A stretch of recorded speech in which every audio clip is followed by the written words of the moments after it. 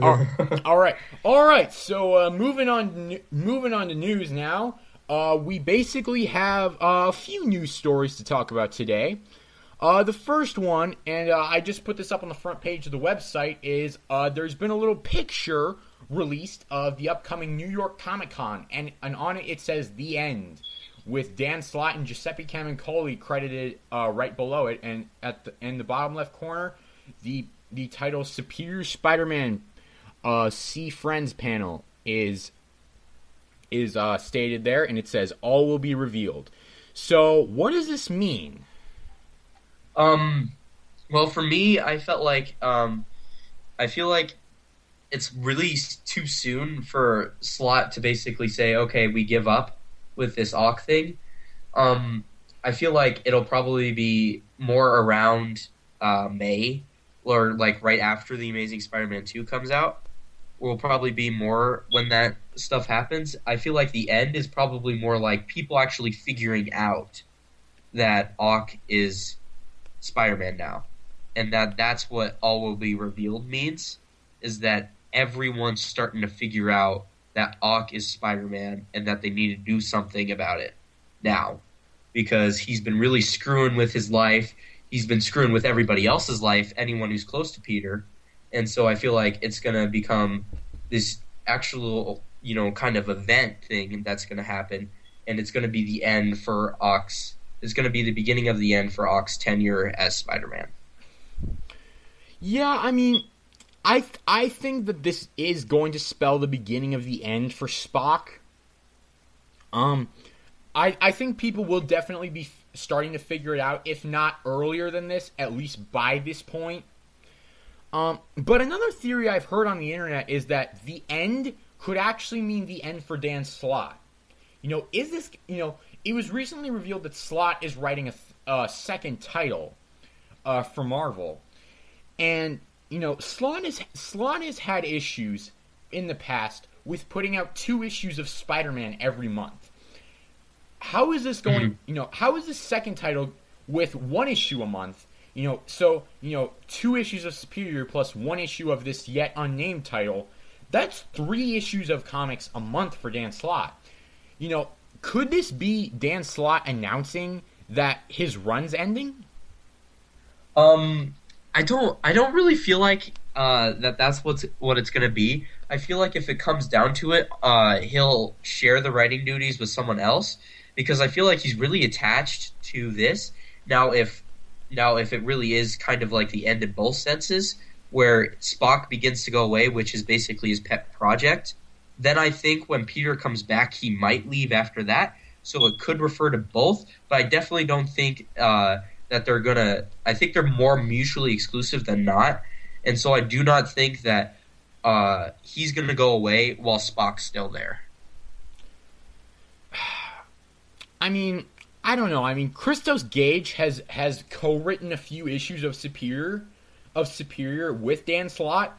So I'm just wondering, are they going to hand this over to Christos Gage permanently?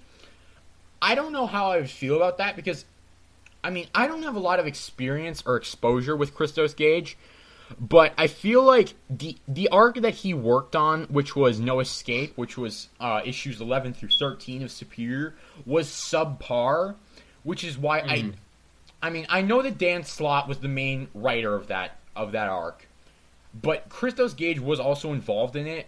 And so, I don't know how I would feel about Christos Gage, taking over for Dan Slott permanently. Well, I think that we also need to keep an open mind, because obviously, as you said, Dan Slott was the main writer behind that.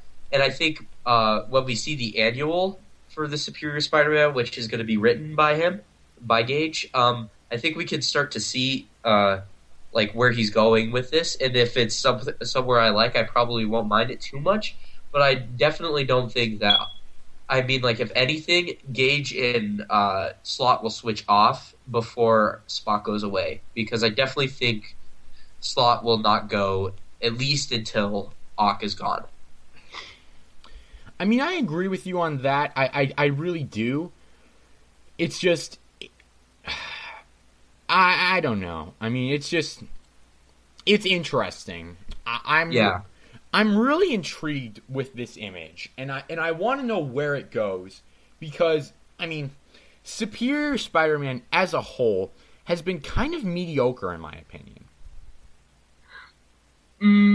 I feel like it's more of a mixed bag than anything else. Like, there are mediocre issues, there are issues that I don't like very much, and then there are issues like with this 2099 stuff where I actually quite enjoy. So I feel like if it's, I guess overall it's pretty mediocre, but I feel like it's a mixed bag more for me than anything else. For me, it's not so much a mixed bag as, well, I mean, I guess it is a mixed bag, but I mean, it has a lot of subpar stories, like for example, the Avengers subplot. That was subpar. Oh my god, I hated that. It drove me crazy. That was mostly because Slott wrote them as such idiots, as I mentioned before. It drove me crazy. Like, these people are supposed to act smarter than this, and they didn't think to, go through this test and get the other smarter people that actually know what to do. It just drove me crazy how they didn't think to do that, or at least call him back in when those smarter people came in. And the fact that he resisted to have his mind, read and stuff, just kind of proves that he had something to hide. And I'm surprised that they let it go so easily. And so that irritated me a lot. I just couldn't stand the fact that, I mean, along with that, I couldn't stand the fact that at the end of issue 7, we were promised this epic fight between Spock and the Avengers, and what we got was a 2-page spread. In which Spock was, laid out by Captain America. Yeah, with one punch. It was so disappointing. Yeah. It's like... Yep. It was so disappointing. I couldn't stand it, and that was part of the reason I hated issue number 8. Mm-hmm. Yeah. And so, I really didn't like that. And then we had No Escape, which was, to be quite honest with you, probably the most subpar overall story arc of Superior Spider-Man so far. Because 11 and 12 were just boring. Yeah. I mean, there were things that happened within them, but they were just boring.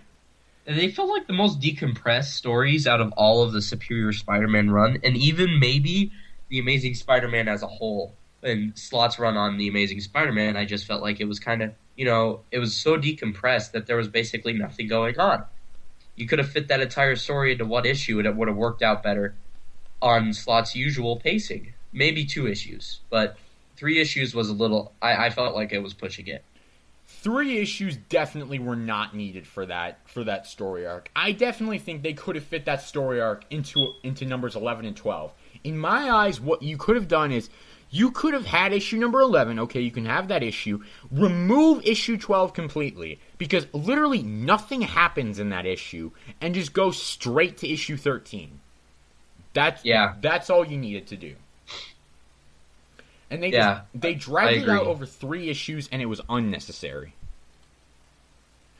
Yeah, I agree. And so, I mean, that was that. The Hobgoblin story arc, which took up issues 15 and 16, I actually quite enjoyed, and I felt were a slight upstep in quality for the Superior Spider-Man. But I feel like with this 2099 arc, in contrast to your opinion, I feel like it's honestly taken a step down from that, because honestly, I haven't found this arc to be anything special. Oh, I actually really enjoy this arc. But the last arc with Hobgoblin, I didn't feel like it didn't work as well for me, honestly. I felt it was basically Ock just, coming into his own as his own evil genius trying to be a hero kind of thing. And it was kind of lackluster for me, quite honestly. But, that was my thing with Hobgoblin's thing. Yeah, I mean, obviously we have different opinions on this series, but, there are things about it I like, and there are things I don't like. And so, really, that kind of bugs me. And so, I wouldn't be, getting back on topic, I wouldn't be entirely opposed to this being the end of Superior Spider-Man. Oh no, believe me, I'm waiting for this to get over, because honestly, there is no character that rivals Peter Parker for me. And it made me mad when they killed him off in the Ultimate Universe, and it makes me mad that they killed him off here. And at least in the Ultimate Universe, they gave him a pretty good death. Whereas here it just seems kind of almost disrespectful to the point where he's basically saying Ock's a better Spider-Man than Peter was, and it kind of, I don't know, it just, it makes me feel, it kind of makes me feel angry when I'm reading it sometimes. But so it definitely wouldn't upset me if it was ending. I would be super thrilled if Peter was back by this time next year. I think that we'll definitely see Peter Parker come back probably by The Amazing Spider-Man 2. Yes, I definitely agree with that too.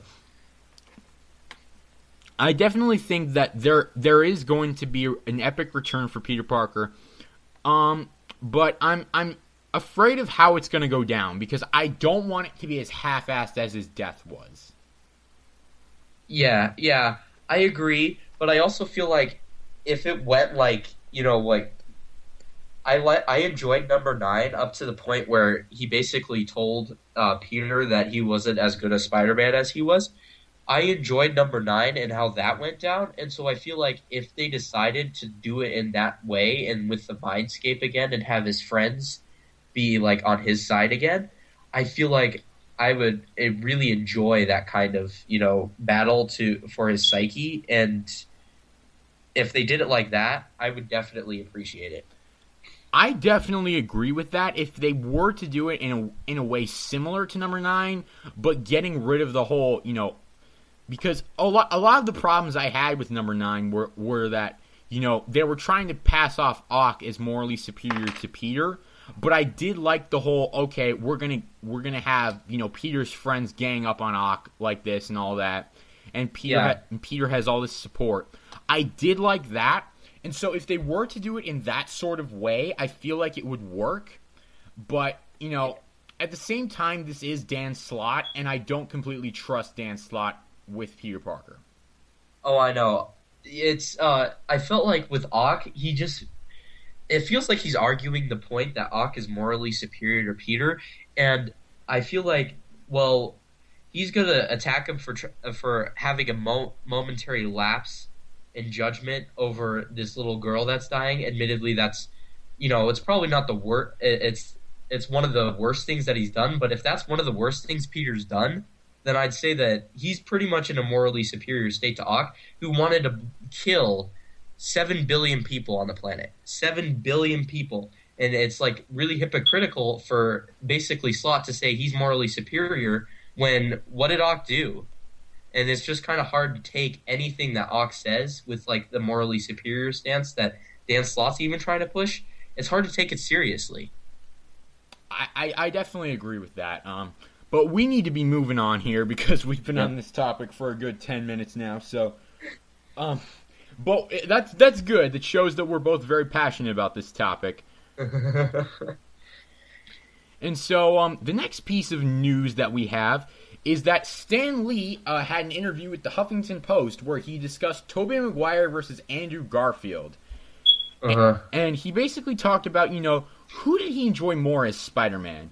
And he said, and I quote, "The two who played it were both my favorite, Andrew Garfield and Tobey Maguire. I thought they were both superb. They were both different, and yet each one portrayed Peter Parker and Spider-Man perfectly." What do you think of this interview? Well, as a person who actually really enjoyed The Amazing Spider-Man, I don't know how you feel about it, but I really enjoyed The Amazing Spider-Man, and I'm really looking forward to The Amazing Spider-Man 2. I definitely feel like they characterized Peter in a closer way in The Amazing Spider-Man to what I'd grown up reading, and I'd mostly done Ultimate Spider-Man, but obviously I'd read The Amazing Spider-Man 2, and I just felt like that was closer. But I also feel like, in contrast, Tobey Maguire did offer that, socially awkward, shy idea, and I definitely feel like Stan Lee's doing it right, but I also feel like he's answering it kind of safely. Like, he's not trying to, pick favorites. And I even read an interview before where he even said that Andrew Garfield was, perfect for Peter Parker, and I feel like he's trying to amend that statement a little bit to say that both of them were really good, and I feel like he's playing it really safe here so as not to hurt anybody's feelings. I definitely agree with that, and that's exactly what I was thinking when I read this interview. Because, obviously Stan doesn't want to stir up controversy within the news world and among comics fans by stating, oh, he likes Tobey Maguire or Andrew Garfield better. Like you, I really love The Amazing Spider-Man. It's actually my favorite Spider-Man movie that's ever been released. Oh, really? Yeah, Yeah. it's actually my favorite more than Spider-Man 2. Really? Spider-Man 2 is still my favorite, but I I do like The Amazing Spider-Man quite a bit. I feel like The Amazing Spider-Man 2 could blow Spider-Man 2 out of the water. The Amazing Spider-Man 2, I'm really looking forward to it. Um, and so and one of the things I did love about The Amazing Spider-Man was Andrew Garfield's casting because Andrew Garfield, I felt, just played the role perfectly. He I feel nailed. like he was like it's almost like a lot of people say that there's a lot of these actors that are born to play the role. It was almost like he was born to play that role. He physically embodied Peter in a way that I don't feel like Tobey Maguire quite, got. And I love Tobey Maguire. I think he's a great actor. I just don't think that he embodied it in the same, kind of relevant and true to the comics way that Andrew Garfield did. Yeah, I definitely agree there. Um, you know, I feel like with Andrew Garfield, he was definitely a. I mean, there are people who say that Tobey Maguire was a better Peter Parker, but Andrew Garfield was a better Spider-Man. I don't really agree with that. I personally think that Andrew Garfield was perfect for both roles.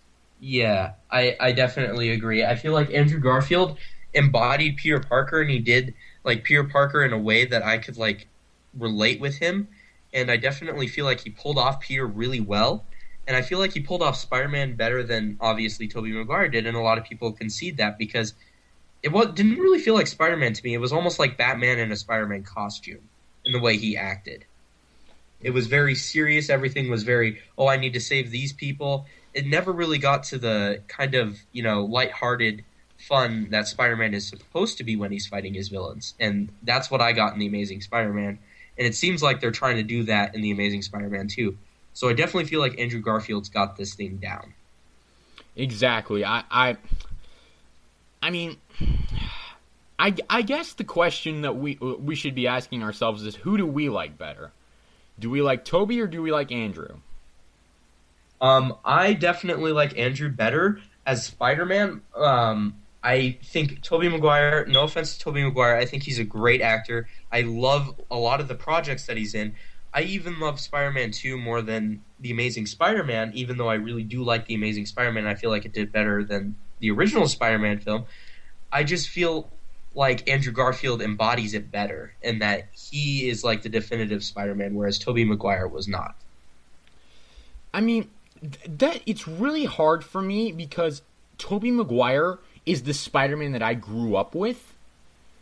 Exactly, yeah. And so it's really hard for me to not pick Tobey Maguire because like you, I think he was great in the role and I thought he was I thought he was great as Peter Parker. I thought he was good as Spider-Man. He couldn't deliver some of the quippage that Spider-Man needed to deliver. The one that really stuck out to me was in the first Spider-Man movie. He says, "It's you who's out, Gobby, out of your mind." His delivery on that line really fell flat, and I'm pointing out that one in particular because I just rewatched the first Spider-Man movie yesterday. So I feel like Spider-Man 2 did a better job with that, though. Like, even though it was kind of cheesy, the "here's your change" thing worked out better. He delivered it better. I feel like the writers and the director in particular are more to blame for the lack of quippage from Spider-Man than Tobey is himself. So I can't really hit on Tobey too much because of that, but I definitely feel like some of his delivery fell flat, whereas Andrew Garfield's just felt really natural every time it happened.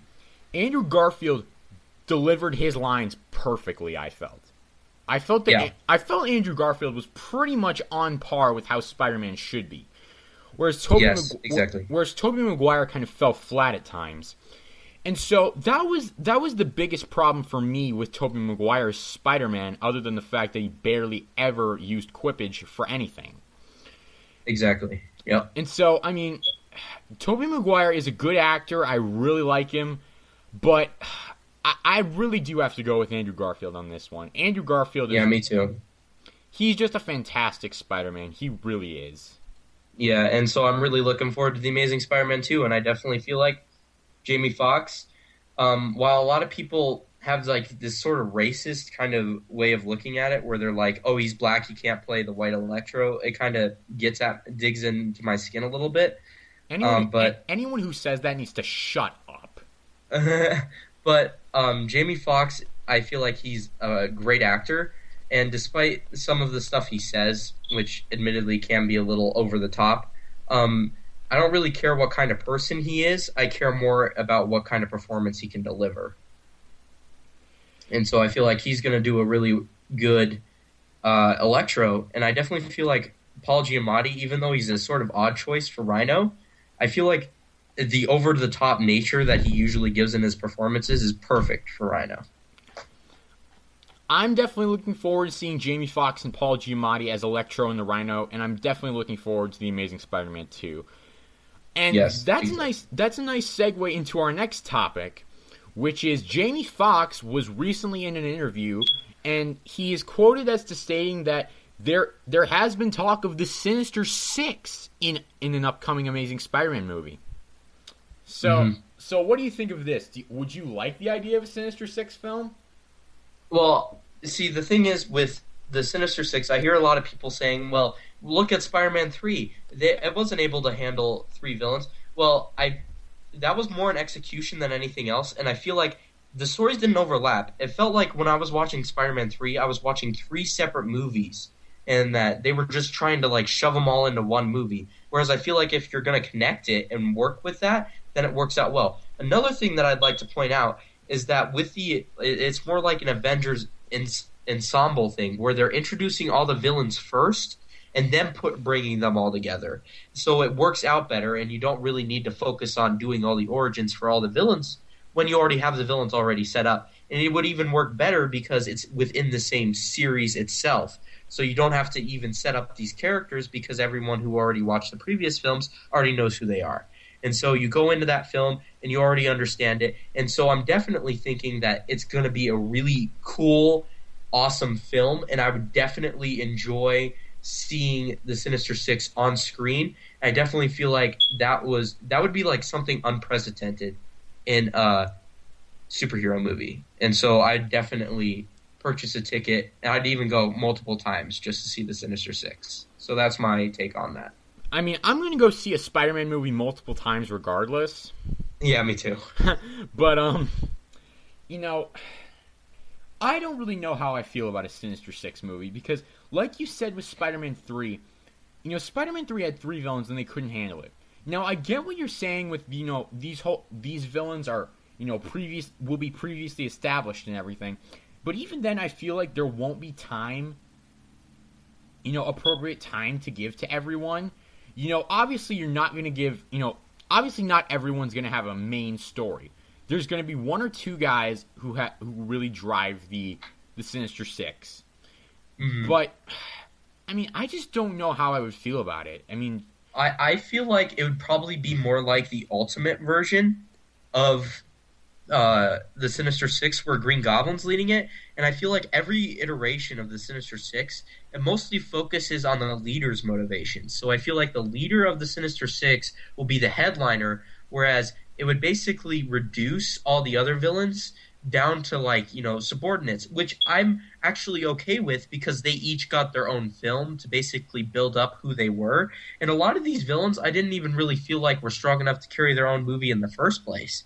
Before this, like Electro, obviously they're giving him more depth, but before I wouldn't have said that he should be his own villain in his own movie because he doesn't really have that kind of emotional depth. Obviously they're giving him more, so I agree with it, but it just didn't seem that right to me, and I feel like a Sinister Six movie would definitely work because of how the comics set the Sinister Six up in that kind of light. I mean, I agree with you there, and I definitely like to see Norman Osborn / Green Goblin be the leader of the Sinister Six and have a spotlight in that movie. But at the same time, you have actors like if they were to use all of the villains from the Amazing Spider-Man franchise, we have 3 we already know we're getting. We had the Lizard in Amazing Spider-Man 1, and we have Electro and Rhino in Amazing Spider-Man 2. So there's 3 villains right there. And we're probably going to see the Green Goblin at some point in the series. with Norman Osborn being introduced in the next movie. So that's 4. You have these actors like Rhys Ifans and, Jamie Foxx and Paul Giamatti. I don't really want to see them shoved into the background. I would agree with that, but I also understand that they're not playing these massive characters, and I wouldn't really enjoy seeing them shoved to the background, but I'd also understand that it'd be necessary to do that.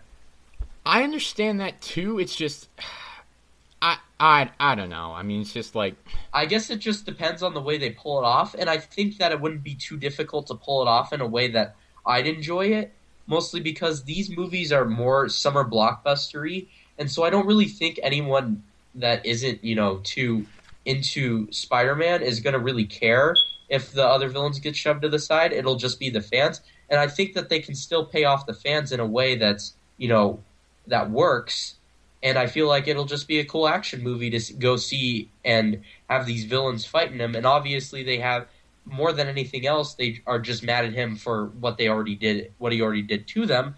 So I feel like those motives would already be pretty superficial, and so it wouldn't really matter to me. I understand what you're saying, and I just don't know how. I would really have to see a Sinister Six movie before I can really make a judgment on it, because it's one of those topics that it's really kind of hard to touch. Yeah, I agree with you there. I feel like they'd be able to pull it off with the way I see them going about doing it. And so I definitely feel like it'd be good. But in another way, there are so many ways for them to just screw it up entirely, and I will hate going to see that movie.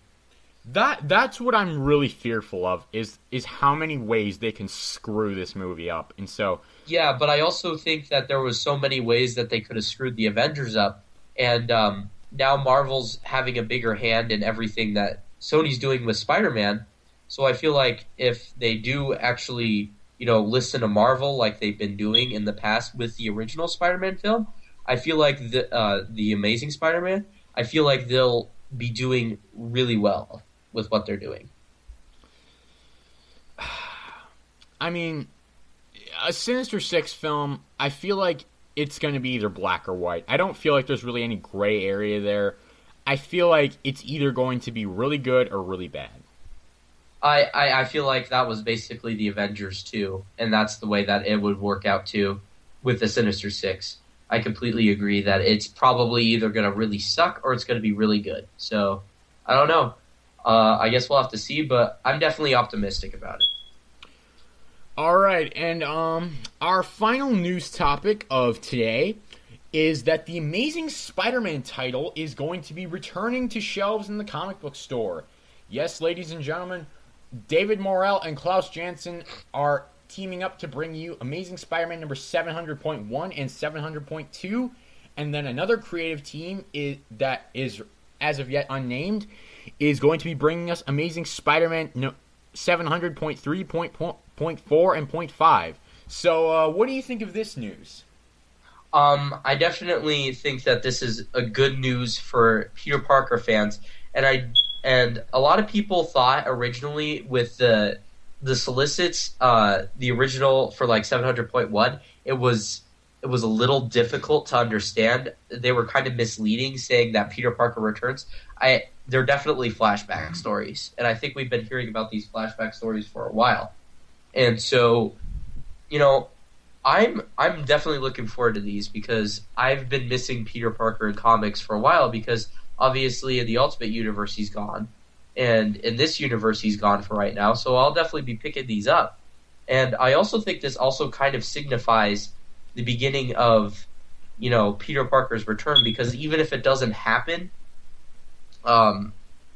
near the Amazing Spider-Man 2 coming out, I think it'll happen at the end of the 2-year anniversary of number 700, because if they're going to keep doing these 5-issue like miniseries every year annually, I feel like it'll eventually get to 700.6, 700.7, 700.8, 700.9, and then finally 701. So I feel like it'll eventually catch up to the point where they'd have to bring it back in. I agree with you, definitely. I don't know if I'm going to pick these up, to be quite honest with you. And I'm saying that as a diehard Peter Parker fan, and let me tell you why.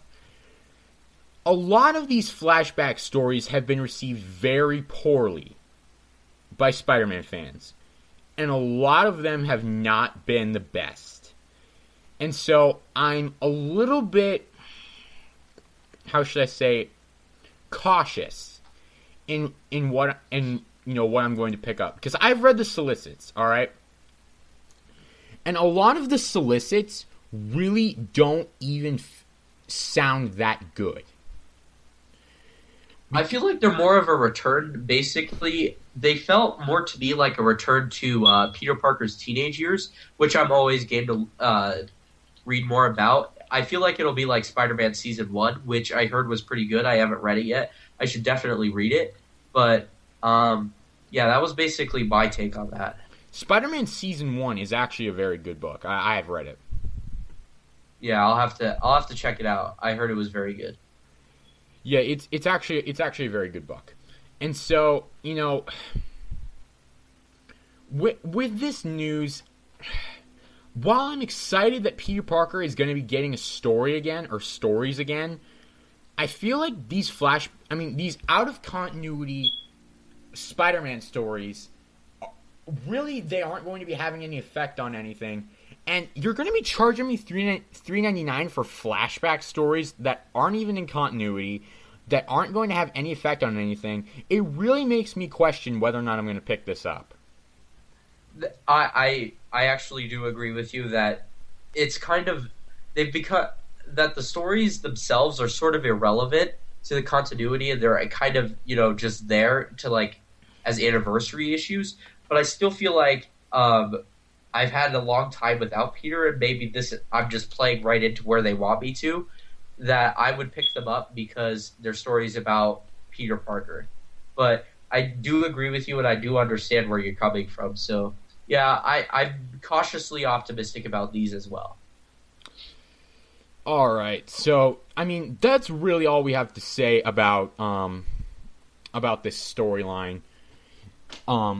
So really, that's all we have to say.